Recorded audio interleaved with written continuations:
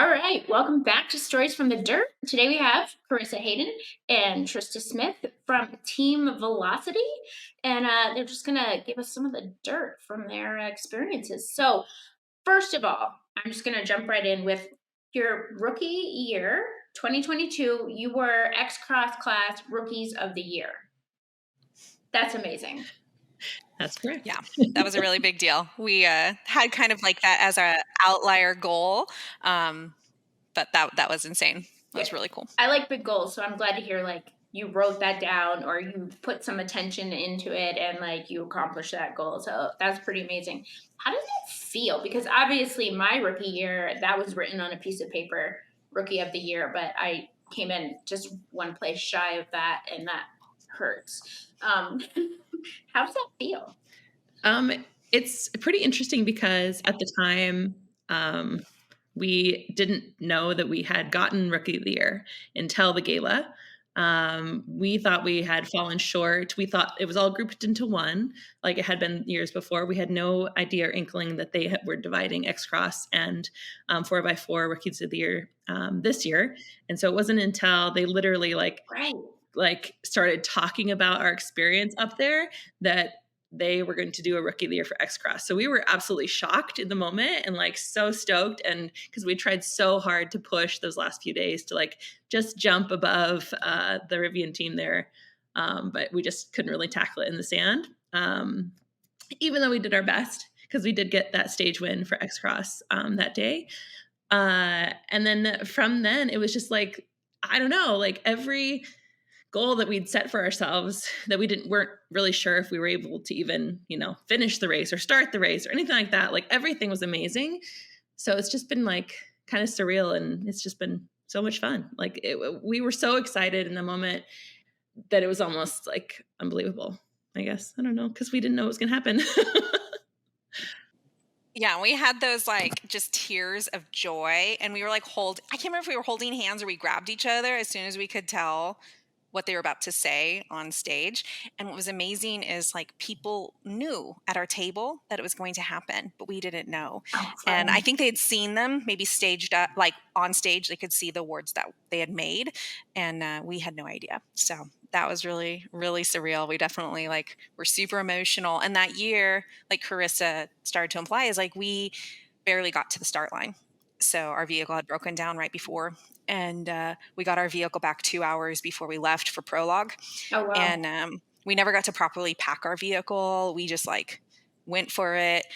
We started off with our terra trip was completely off. It was just racking up these kilometers. I'm on prologue enduro and we're trying to reset it. And we just had to go for it and do the best that we can. So we were eked out a little bit and we were like, oh man, we almost did it. And so to have that happen at the gala was super emotional. Plus you've just spent everything you've got for 8 days. So you're already just everything's heightened. Mm-hmm. It was quite the experience. Nice. So you talk about your vehicle and getting it back. What vehicle were you running? Were you privateer? Were you factory? Yeah, so we were completely privateer, and we were in a first edition Bronco Sport. So true to the X Cross environment. Before starting this journey, we had absolutely no idea what we're getting ourselves into. And I didn't even understand the difference between a 4x4 class and an X Cross. We just knew that X Cross had been won in a Bronco Sport the previous year. So I knew, hey, if I get this vehicle, I know it has the opportunity to at least finish and win. So I bought the Bronco Sport. It was a 2021. And we just started training in it, brand new off the lot, and just took it on every possible terrain and environment and experience we could that year, leading up to the rally. And, we learned its limits, and we learned, as a driver, learned my driving limits of it and what I needed to do to protect it and also where I could push it. And it was awesome. It did everything we wanted it to do and more. We were continuously going on these off-road trails and these off-road adventures and just blowing people's minds with this little Bronco Sport. Nice. Yeah, I've heard amazing things about them. I've never had the opportunity to drive one. So do you continue to be privateer? just situation unfold that's been amazing. Obviously, being a privateer it's tough. There's pros and benefits to each. You're in charge of like all your own schedule and what you do and how you train as a privateer. But as we all know, that's financially challenging. So we didn't know how we were going to come back, but we registered right away for 2023. So we knew we were like, you're on the rally and you're just, I mean, Chris and I, this happened multiple times. The first time you're just like, she's like, clearly we have to do this again. And you're like, well, obviously, look, like we're just looking around at something amazing. And the fact that we're driving in it is wild. So we had registered independent for 2023. Really, it was a blessing of, it's kind of those blessings in disguise where because we had entered a first edition, that's kind of weird. People don't usually put a first edition vehicle on like through the motions like that. So we got a little bit of a, like the Ford crew kind of knew who are the Broncos, who is entering. And then the fact that our car broke down on the way down, we definitely got notice and investment of like, how can we get that first edition Bronco to the start line? So people were kind of rooting alongside of us. And then as the rally unfolded, we, kept running into Melissa Fisher had won in the Bronco Sport before, which is why Karisa had bought it. And Shelby had raced it 2020. So it had been a couple years in a row that the Bronco Sport had been there. And we just kept running kind of into Melissa, and she was with Chris Benzie that year as her navigator. So we'd like somehow both, climb whatever and show up somewhere. And we'd see them once or twice along the way. But we accidentally and thankfully, we're coming into the same checkpoint in the sand dunes, and we ended up getting to partner up with them. Of course, rookies, your liabilities, right? You're like, oh, I don't know, and so it ended up being this like really, really awesome thing where through Melissa basically being Chris Benzie being like, hey man, they're not total dodo heads out here. Like they kind of get it. She just was really amazing and supportive and said some really complimentary things. And Melissa was like, wow, if Chris Benzie's like complimenting them as a team and how they work together. And that ended up kind of getting back to Ford when they were looking at investing more into women in motorsport. So they had reached out to us a ways after 22 had finished and asked if we would be interested. And we're like, of course, because we did not even know how we would. We're already writing checks. We don't know how to pay for 2023. So that ended up being really, really a gift. Yeah, that's amazing. So you come in your rookie year, you just blow it up. You're privateers. You're addicted, it sounds like already. We're going to do this again in 2023, but you've won your rookie year. Like you were rookie of the year. What is the pressure coming back? Like, do you feel that mounting pressure? At first we did, and then we were ready to go back to X Cross. That was kind of the plan with Ford Performance. They wanted, Melissa was gonna, ride that Bronco Sport. They might put us in something different, but they were going to kind of keep us in X Cross. And then they realized they wanted to maybe stack the 4x4 a little bit more. So they presented us with the opportunity to drive Bronco Wild Track 4x4, obviously in the 4x4 class. So we were like, all of a sudden, we feel like rookies again. We're like, oh, this is something we've never done. This is cool. We can do this. Let's train. Let's get to where we need to be. But at the same time, a little bit of that pressure was lifted off because they knew that we had never done anything like this. So we just went into it training the best we could in the vehicle and really getting up to speed on what it looks like to be in the 4x4 field. And so kind of our thing is that like, we're a pretty relaxed team. Like we know, even though we're now racing like in a professional field, it's all just an amazing time. And we just enjoy every day of it. And we laugh through everything. We're like stoked to be there. And I think like that washes away a lot of the possible stress of like doing it for a manufactured team. So we had a really good time, regardless of where we were or what car we were in or who we were racing for. We all had a similar goal, and that was just to do the best we could and enjoy it as we did it. So, yeah. Yeah, we definitely named it. We were like, we put out like our, what would be our extreme goals? And we're like, man, how crazy would it be if we could roll in the top 10. That would Mhm. just be like mind blowing. So yeah, we like put stuff out there, but also like guarded our hearts, knowing how hard it was going to be. And like what Krista said, I think one of our biggest assets is when things go wrong, you make mistakes. Mhm.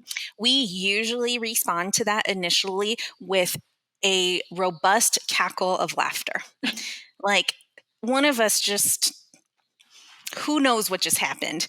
And the initial response tends, instead of being like, what, who, how, where, why did we just do that? Tends to be just this breakdown laughter first. And then we're like, okay, let's figure this out. And it does take some pressure off. And I think we have a lot of those conversations with each other of, does this feel different? What was so great about our first year? How do we carry the spirit of that into the next year? And a huge part of that is just kind of the attitude and pressure that we put on ourselves and our expectations of each other. So if we can really name and be in alignment on what we want to do and how we want to do it, at the end of the day, it's more important that we still are friends that love each other and each other's families than we beat each other up trying to get to the finish line as best as we can. So I really love that. As a navigator, you feel like you make like 100 wrong little decisions, 1,000 wrong little decisions all day, and the millions of decisions that you feel like you're making every day. Chris is always super focused on being like, Trista, look how close you were. That's amazing. Do you even see where you got us? Like, that's amazing. And you're like, but it was just like 10 meters that way, and so there is this, like, she's really great about keeping us moving forward. And we had these conversations of knowing that even though we had forward performance here, that really at the end of the day, it was the pressure that and the goals that we wanted to meet, that almost this external piece didn't matter, because it really comes down to how we want to do the race, and our goals are going to likely actually out exceed theirs, especially because we were coming in with like, they were like, well, let's just throw them in and kind of see how they do. And it really did take that pressure off of us from them. Yeah, I have a question about that. So from your first year to your second year, and you were kind of speaking about that right now. Were your goals were you still able to prioritize your goals, even though like the difference of who was backing you and like, were there different responsibilities that were required that came with being as a Ford team versus a privateer team? I think Tristan and I are just a little different when it comes to the pressure that we feel, because we came from such like a novice area. The fact that like we didn't know anything about anything before like 2018, when it comes to Rebelle or off-road or anything like that, there wasn't a lot of like, we had expectations for ourselves, but like Trista said, like we knew we were going to make mistakes, and somehow the work that we put in our rookie year and last year, we knew where we needed to grow and where we needed to train. And that was like our priority and main focus. So it really, like, I don't feel like we changed our expectations from privateer to a manufactured team that much, because we were so focused on like doing what we wanted to achieve, because we're competitive and we want to, get up there and do our best. And so we just kind of put, one foot in front of the other as far as training goes. And, we knew we needed to improve our enduro scores. That's hugely what held us back last year. And so just focusing on that, and then not focusing on just driving. And I don't know, Trista, do you have any other? Just to speak to the challenges, I think, that are different. Like our rookie year, we don't know what we don't know, right? So you're just like, I just need to know anything I can find. So it's like, sign up for the navigation courses, sign up for this. Let's do all the off-road days. Let's just show up in the baby Bronco everywhere and we'll do everything. Plus it's her daily driver, so she's super comfortable with it. When you don't have that, we felt a little out of our element last year of being like, like it wasn't until late spring that we found out we were switching to the 4x4. And then we still had to wait months before we got the vehicle. And then at that point, we're like, we have a few weeks with it before we go compete in it.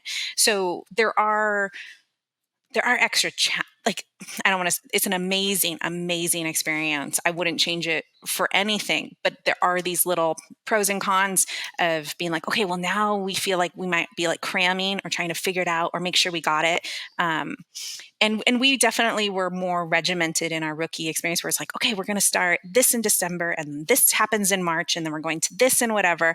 And you have everything you need at your access. So that was the only thing I would say is like a challenge of just knowing, like, also like Karisa said, we felt like it was our rookie year again. So we had that anxiety of like, oh gosh, it's like we're rookie again. And we need to make sure that we do our due diligence to do this to the best that we can do. And then it felt like that time frame gets compressed. Like we were in a such better position than some other teams got their cars like at the start line. Right. Yeah. So even that, like our experience was way better than that. We had weeks with it, but just from the place that we were coming from. And now this year that makes like stuff easier, being like, okay, well now we've done both categories. We don't feel like coming back to the Rebelle 2024 that we're like entering again as a rookie year. So it's nice to have experience in both now. Yeah. Sure. Yeah. And so you guys are coming back together. I know Ford sometimes won't allow that to be announced. Karisa and I are racing in 2024. And are you allowed to say what vehicle you're coming in? We don't know. No. We're not sure. We don't know. Yeah. You don't know. Okay. You know what class? You know what class? I think we'll be in 4x4. I believe. Okay. Yeah. Nice. But yeah, That's what we're currently set up to be in. Okay. So you will be a Ford team again this year? That That's the is plan. determined. Follow us for more. Yeah, those details are still working out. Okay. Totally fine. I totally understand. But we're so excited. So we're so excited for 2024. We will have announcements probably in like October of 2024. Right. That will be That's pretty standard, for Ford factory teams, right? the mystery is always so great with that. I love it. And it's a mystery for us too. Like we don't have our details locked in, so it's really exciting. We'll be also finding out how things unfold for the rest of the year. Should Ford say, sorry, we don't have the budget, would you come back as a privateer in the baby Bronco? Ooh. I feel like she's a little bit retired, but she's still my daily driver. She could definitely hold her own in the rally again. I think if it came down to it, I would definitely put her back into the rally if we needed to. If Ford wasn't supporting us, I think that Trista and I would definitely find a way to jump in, whether that be in my personal vehicle or her personal vehicle, one way or the other. We would make it. We will be there. Between the two of us, we have vehicle options, and that's kind of where we were last year. We were like, let's just register, and we'll see how it goes. Like, yeah, she still has the baby Bronco. I have a 4Runner. We're like, we'll contact people, we'll reach out, we'll make a banner, a billboard, we'll figure something out. That's kind of our attitude now, because it's too amazing to miss out on.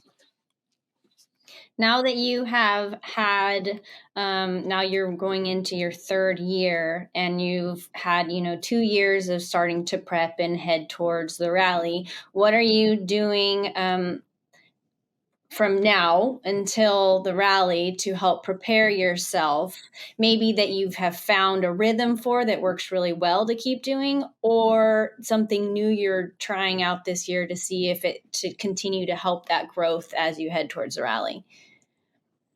Yeah. So we actually just started our training. So we're getting a little anxious that we're like 6 months out. We're like, oh my gosh, we got to start doing something.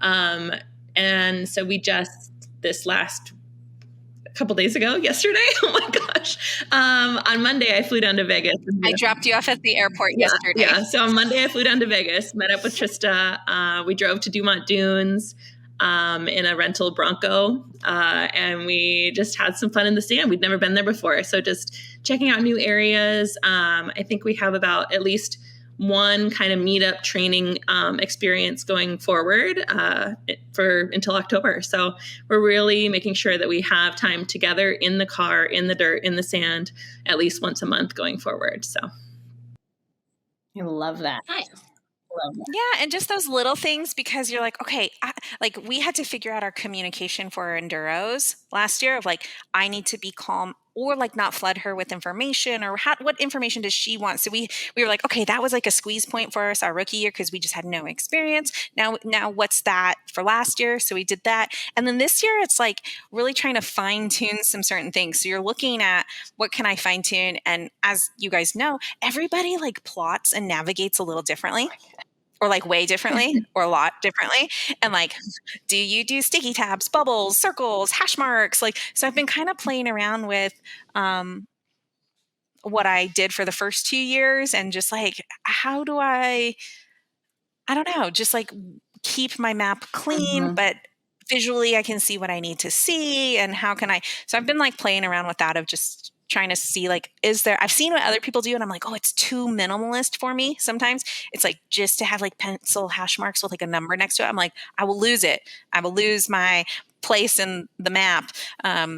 So that's been kind of fun for me where I've been trying to be like, how do I, like where do we go and where is even our resources too? So that's been kind of a challenge of like what's our resources when you've kind of got it a little bit. Of course we always make like total chaos flops happen, but you're like, well, how do I take what I've learned and what I've done again and how do I like keep progressing? And I feel like that's a little bit of a challenge this year. It's trying to figure out where's the nuance of the little thing that I don't know, or somebody does it a little different, or somebody thinks about it a little different. So I love whenever we get rebels together and we can talk about like, hey, that weird thing that happened last year, and they'll be like, oh, I approached it this way, and I'll be like, shh, yeah, that's really smart. That makes a lot of sense. I didn't do I wish that. I would have done that. Instead, I tried to go this way and then that way and then this way, and it took an hour. No, Oh, yeah.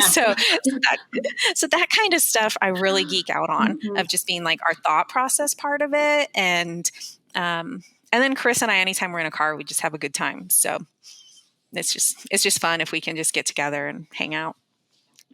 Yeah, that's always nice. Well, if you're in Vegas, I'm in St. George, Utah, which is pretty close. So we can get together and geek out over navigation stuff anytime you want.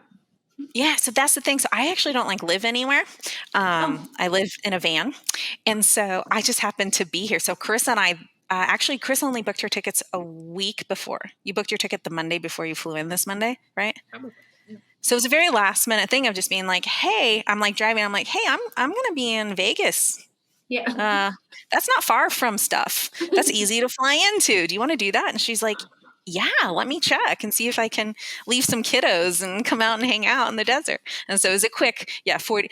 She landed at like 10 and I dropped her off for a 10 o'clock flight. So we had like 48 hours together. Oh, So that's great. it was kind of nice. We got so much out of the That's experience. Just that little amount of time, I think is so valuable to make sure that like whatever opportunity you have, if you're training for the Rebel, to take it, because like know what little thing you're going to learn or experience you're going to have that's going to help you going forward. So yeah, we love this game. Yeah. This game is so great. Yeah, and I'm kind of waiting for the point, and I don't know, I haven't talked to like super seasoned people about this feeling, but like I feel like let's say it's like a sport. I in my head it goes to snowboarding. I ski now, but I used to snowboard, but I didn't get to go out all the time. And then the snow would come, it would be a great day, but every time I went out, I felt like I had to start on the bunny slope and then be like, yeah, I got my feet under me. Okay, now we can take a chairlift.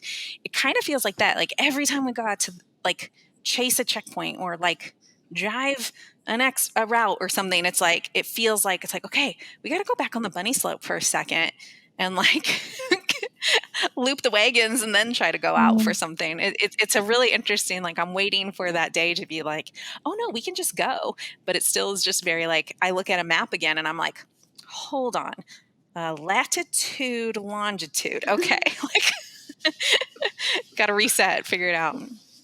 Yeah, dig all the tools out. I recently dug out my pencil and I was like, 0.7? I thought I was using a 0.5. Where did this come from? And I'm like digging through my bag and I was like, did I go crazy? Oh my gosh, where's my best pencil? Anyways, so you guys have started as teammates, you're still together as teammates, but the way that you met, did I read you met over an alternator? And was it Alaska? We met in Portland, Oregon. Portland. Okay. Sorry. Yeah, I mean, now you look back on it and you're like, oh, the stars were aligning and it was destiny. But back then it was like a weird situation. But like my husband and I were down there for his work, and the rain was just like terrible, and we were setting up a course for a cycling event.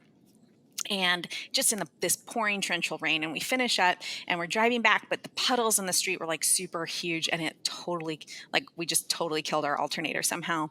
And luckily we rolled into a gas station with an Arco like right behind it, and it was like perfect. We got exactly what we needed right before they closed, but we didn't have any tools to actually be able to do that on us. And we called a friend who was living in Vancouver, and he, had this like friend that he sent to us. And that was Karisa. And she saved the day. And we just like hung out while my husband was like changing it real fast. We just hung out right outside the mini mart and just chit chatting. And that was like a ton of years ago now. I think it was like 2009, I'd say. Oh, wow. Yeah. And now Nice. I'm married to their friend. Yeah. Anyways, all the things. Oh, okay. Yeah. Nice. Yeah, that's pretty funny. Yeah. It all worked out. Nice. So do you think, I know a couple of girls who are trying to like get their feet wet and come in as rookies, and some of them are like, I have to do it with another rookie. That's one thing I hear all the time. And then the other thing I hear is I could never do it with somebody I don't know. What's like, I think what's your Jess is smiling weird. Yeah, I think that's so special and unique. Like, I think you can match up with anybody. I think you can be a rookie and come in with somebody that's done it before. I think you can be a rookie and have a rookie partner. I think you can have a rookie partner that you've never met. I think it just kind of depends, and is very important that you meet beforehand, and know if your, attitudes mesh or your personalities mesh well, or you can work together well. I think that's the biggest thing. I think for me, if I was going to do it again, I would want a rookie partner if I was a rookie, just so I have the possibility of getting Rookie of the Year. That would be my only advice on that aspect. But yeah, I think personality is just huge, and like compatibility. And I think you could be just a mystery person and have the perfect compatibility and work the best, but it just depends. Or as we hear, it could not be the best. And we've heard of people during training being like, oh, we don't work. This isn't going to work for us. I think if you're coming at it where you don't know that person well, I think then you're coming at it like you come at a job, like you go to work. Like, I think you would need to have very professional behavior, friendly professional behavior, because I think like communication would be so key. I have worked in interpreting services since 2008, and so I'm always really like language focused. So we are like, I don't know, we don't even have to have the conversations of like, we don't say this word or that, or we don't talk to we're just like both very like, language matters, how we talk to each other matters. Everything's like just needs to be for forward momentum. And I don't think everyone is as mindful of that, like that you could say something and that one thing that wasn't even that bad just starts slowly breaking the wall of like your partner. We have witnessed, it seems like the rebel it can easily be, I don't want to say lost in the car, but it seems like it's the first point of failure is the communication in the car. It's not the vehicle. It's not the map. It's not the compass. What breaks is the relationship and the communication in the car. So we're super lucky, and I'm super thankful. Like, neither of us were coming at it from like, we weren't matched because we were both in motorsport, and we were like, oh, well, you're in motorsport and you're in motorsport. Like, let's do this thing. We were friends, and then we were athletes together first. So Karisa and I had a big endurance athlete part of our experience. We did half irons together. We did alley cat bike races together. We traveled together for events. And so we kind of had already seen each other like, well, gosh, when you have to run up that hot pavement hill at mile whatever after doing whatever, and it's awful, how do you handle that? Do you break? Do you have, Karisa has incredible, just like silent grit. She will just quietly suffer through something you will never know, and she'll just get it done. And it's just a phenomenal amount of resilience. So knowing that, like, we were able to come in, and Karisa knows I'm more particular about certain things, and just, germs, dirt, which is great when you're on something like the Rebelle, Yeah. that she's like, oh, what's going to like break you? What's going to really bother you? What's going to like, and so we just were able to have all those conversations easily up front because we had a long history with each other. That's nice. Yeah, I definitely think communication comes around a lot in the interviews and talking with teams. And you're right. I mean, bad communication will break a team before anything else. So, Yeah, it's not like it's definitely, I think, like what Trista was saying of like finding out, like meeting your person before. I have seen both make or break teams, but it's not like, oh, that obviously is going to work or that's obviously not going to work. It really has to do with, I think, knowing yourself. And I would even take it, like Trista, a step further and be like, it's almost like a marriage, because in like, I think in most endurance situations I've been in my life, it's never to the point of like the rebel endurance type, where it's like you've been with this person for 6 days straight in the car, and it's not like you can just take a step out. There's no like quick break. I mean, you could, but for me, I tend to put more of the pressure on myself with like, we just gotta go, go, go, and so I do think that communication, like everyone is saying, is such a huge part to get through. Like, what happens when you get upset? What happens when you get frustrated? And the hard thing is, with two teammates who are trying to get to know each other, they're really trying to put their best foot forward. They're really trying to show like, I'm of value, I'm important, you want to be my teammate, you do. But I think there's that trust that you have to say like, hey, I know we're going to do our very best, but let's talk about what happens when we don't, or when we fall, or what are we going to do? We're going to get back up. We're going to talk through this. And I see in myself where I need to improve for sure. The Rebelle shows you, like, kind of dusts off the sand to show what's underneath. And there's a lot that it shows. So it's a refining, it's a refining event for sure. Yeah, and the Rebelle uses that marriage analogy a lot. And I think the best thing to that is you need to have the same goals. So I know when Karisa and I talked to rookie teams, we talked to you, we talked to Bronco Rex, we talked to several teams that were coming in this year. And I think we all were just like, you have to have the same goals. Like, you can't come in and one of you is super competitive and one of you is like, I don't know, let's hit some greens and then maybe some blues. Like, you got to be in alignment. And that's where like that marriage analogy really comes in. If Chris and I are working towards the same goal, if she makes a mistake or if I make a mistake, there's so much grace that's been able to be applied because we're working towards the same goal and we know we're working towards the same goal and how we get there. And so that communication piece and what your goals are also keeps you on schedule, on time. Yes. Like, time management is such a big thing. As a navigator, I am relying on Karisa to help me. She's huge piece for the time management, but I've talked to other navigators and the team doesn't work that well if their driver says, hey, how much time do you want here? You got 5 minutes. For me, that's perfect. Karisa's like, Trista, what does this feel like? Does it feel right? And I'll be like, you know what? This doesn't feel right. And she'll be like, well, what do you want? And I'll be like, I think I need like 3 minutes right here just to decide if this is right or if we're off. And she'll give me that time.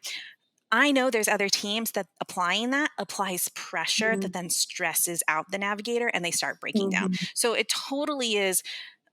It is that marriage. What is your goals? Are you oriented the same way? And how do you want each other's roles to function to meet those goals? And we got to try it out our rookie year, and then we got to fine tune it for last year of being like, no, I actually love that, Karisa. I love it when you're like, all right, if we want to hit our schedule, you got 5 minutes, and that's like good because then I need to know if I need to walk away. And because we're in alignment of we want to do our absolute best every day together, if she knows I can't make that decision and we have to walk away, we both feel good about it because we both tried to do our best to get those points or did our best to avoid negative 10 points. Right. Sometimes that's the win. No wide miss. That's the win. That could be the win in that moment, and you've got to move forward. Yeah. I have a follow-up.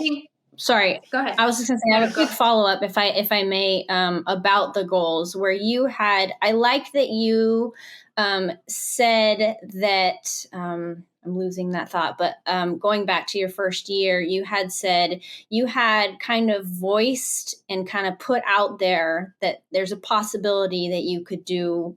I don't know if you, I know you didn't know that was like there was going to be rookie of the year, but like do really well. And you kind of had put out, you had said top 10, like you had put that out there, like, Oh, for this year. for this year. Mm-hmm. For 23. Okay. Yeah. So, but the first year you were like, you were trying, I think you were like, you had it on your horizon of like doing really good, but it wasn't like your immediate goal. At what point were you saying, because that's something that in my interview that I did for this, I had mentioned I didn't do a good job of communicating my goal, where every single day it needs to be a check-in for your goal. It can't be like you start the rally and like, all right, we all know what the goal is, because it could change. You could shift. You could see, like, especially as a rookie starting, we didn't know we were going to do as good as we were. So we're like, there should have been a shift in goals if we wanted to, but how were you able to shift from like, these are our for sure goals to, okay, that was a horizon goal, but it's not really on the horizon anymore. It's actually a lot closer. And did you have those conversations each day? Well, I mean, we had to shift a lot. I'll let Karisa talk about this, but when you don't know, when your car is broken down and you don't know if the car is going to come, all of a sudden everything's thrown out the window. So we kind of had to like start from ground zero on that rookie year. So Karisa, I'm curious how you thought that. Yeah. I mean, how we shifted Trista throughout it, I guess. Yeah. Trista likes to talk about how I'm this like stoic like thing of perseverance, or, you know, I can make it through anything. But when that baby Bronco broke, I'll tell you, like, I could not even talk to anybody. I would just like break down like the second anybody would look at me, because, you know, we'd worked so hard that entire year, and to have something that was like kind of solely my responsibility, like the only thing that really mattered to get us to the start line, break. Like I couldn't even function. Like it was horrible. But then as we slowly like gained momentum on getting that problem resolved, it started getting better and better, and other things came up. But just getting to that start line was like the first goal, you know, like everything else went out the window. Like we didn't care, like if we ended, you know, I mean, our category, I think we had 8 people in the X Cross that year. We didn't care if we came in 8th, like it didn't matter at that point, just needing to get that experience. Like we had privateer sponsors, like people that were like counting on us and following us. And so once we got to that point and got out on day 0, it was like so amazing that, you know, we talk about how the rally was the gift. Like it was like we had won, you know, we were out there. And then from then on, it was really like, oh, I think Trista's actually pretty good at navigating. Like if I can keep this car running, and not crash into any boulders, and not like have any flat tires, and not like do anything catastrophic, just keep the car alive, because it was not fixed. It was just like patched. So we were just kind of not limping our way, but just being cautious. So that was my job, is to like time management, making sure the car didn't like destroy itself.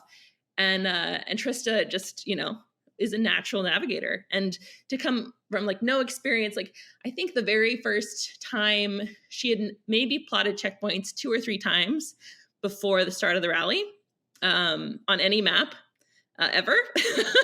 And we get to like the day before the rally, and sits down with an actual map and starts plotting points. And she, I remember asking Catherine Reinhardt, like, so how do you draw your route? And they're like, what do you mean draw your route? She's like, checkpoint to checkpoint. How do you draw your route that you're going to do for the day? And they're like, no. Just plot your points and you figure it out on the road.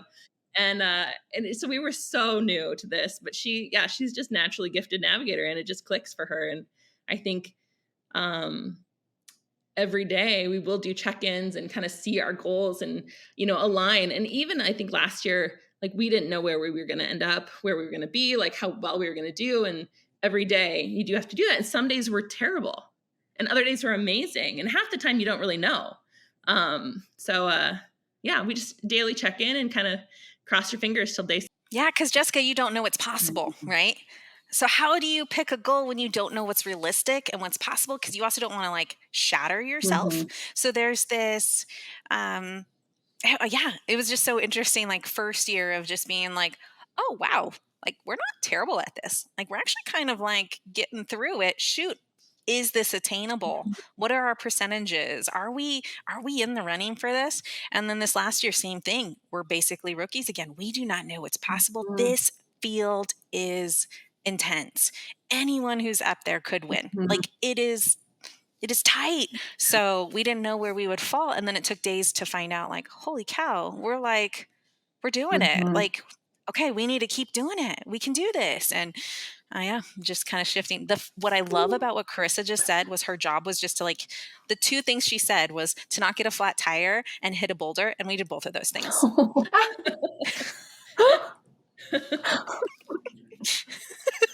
I was like, wow, I wonder why that's at the top of her mind of things you shouldn't do. Well, We luckily caught our made it flat through. tire. That was like, we made it through it and we didn't have any car damage. And I mean, we landed on a boulder. That's a little different. Like we topped out and we were on it. No problem. We just got the car off of it. And but again, first response was like roaring laughter. I love that. Because the car in front of us had just gone up and over this thing, no problem. We do it and we land on a boulder on her side and we're just like in the air for a second. And I'm like, what are we going to do? I don't know. Let's go see. Let's go see if we can get out. She couldn't even open her door though. She was in the car. So the baby Bronco is a little retired. We've put it through enough. Mhm. Nice. Yeah, my team had car issues last year, and for me, it wasn't my vehicle, so it wasn't as stressful. I was like, hey, no big deal. But for my driver, I came to realize it was a very, very big deal. Yeah. So I condolences on that amount of stress. Nobody needs that added to the stress of the rally. Yeah. Also, nobody hate Trista for being a natural and only plowing twice before coming out and winning Rookie of the Year. You freak. I didn't know we were ready to tell people that yet. Sorry. That's kind of been a little hidden secret. I love that. But yeah, I love it. I love This is perfect. so much. Trista's brain yeah, is I plotted. amazing. The Melissa Fisher was like just kind of like really they were just like pro Bronco people. And so they had reached out to us and they gave us a map and some checkpoints and we're like, hey, do you want to like just practice in the hotel like 2 days before or something? And we're like, of course, that'd be great. And then, yeah, Catherine Reinhardt's there, Chris Benzi's there. And I'm like, hey, how do you draw like circles around them? Or do you like connect your route? Or do you? And they were just like, oh my gosh, you're going to die out there, I think was basically what they were thinking. And it worked out. I love that you came into it without that pressure because I think all depends on the personality of the person and like what drives them and what motivates them. But I love that like you came into this with like a humble, like, I'm just here to do my best. And that is it. That's what I'm not going to pressure myself. And that is amazing because I came in a very similar way, but I got verbally scolded by people for doing it that way, which is not good for a competitor's mind, you know? Yeah. And I mean, I wouldn't recommend it. And so it's like, I knew how to read a map. And I knew how to use a compass. I knew how to like do stuff. Mhm. I just hadn't put it all really together. And how do you figure out your flow in the day? And it still blows my mind every time I reach a map. And like we were just training, every time I plot out something, we start and I don't know how we're going to get there. Every day of the Rebelle, I don't know how I'm plotting stuff and I'm like, I don't know how we're going to get there. But somehow we do. And we just take that as just like an amazing win every time it happens. Because when you're looking at that, I knew how to read topo. I think that's really important for people. And we had done, the first thing we did was we signed up and we took navigation seriously. We did a 4-part navigation class with the Mountaineers. And they are really focused on backcountry, you're not going to die. So we learned a lot more wilderness navigation, and Chris and I did that all together. So when this year, the day one, when they took us through the forest, and that was our first stage, that was like a treat. Chris and I were like, awesome. Like we're from the Pacific Northwest. We did all of our nav training in the Pacific Northwest on our feet. So the fact that we have a motor pulling us through this is way better, and it's not snowing. So we like did our nav. Since we did it first, it put us in the middle of winter in Washington, and that meant that our final for our navigation course was a 13-mile hike and 15 inches of snow and tree fall that we had to navigate through, and that was really rough. So I think like doing some of those really hard things also made it being like, oh my gosh, I'm sitting with my heated seats. This is so much better. Oh yeah. I love it when I get in the car in the morning and my driver has thought of me and turned on my heated seat. Oh. So nice. Especially this year when it was so cold. Wow. Okay. Oh my God, it was too cold. I need to be better this year. I know I heard the start is Mammoth. I don't know if base camp is in Owens Valley, which has an inversion, which is why it was so freaking cold there. But I don't know. And bringing warmer stuff this year, just in case. Just in case. Yeah, that was rough. Yeah. Well, guys, I really appreciate you coming on. Trista, I super appreciate you sharing your deep, dark secret with us. And I find that freaking amazing. But yeah, so sadly, Jess is not registered for this year. But other than that, I look forward to seeing you two on the starting line. I thank Jessica so very much for coming on and filling in for Liz today as my co-host. She did a great job. And Yeah. thank you so much. Awesome. Bye. Thank you. Thank you, guys. Bye.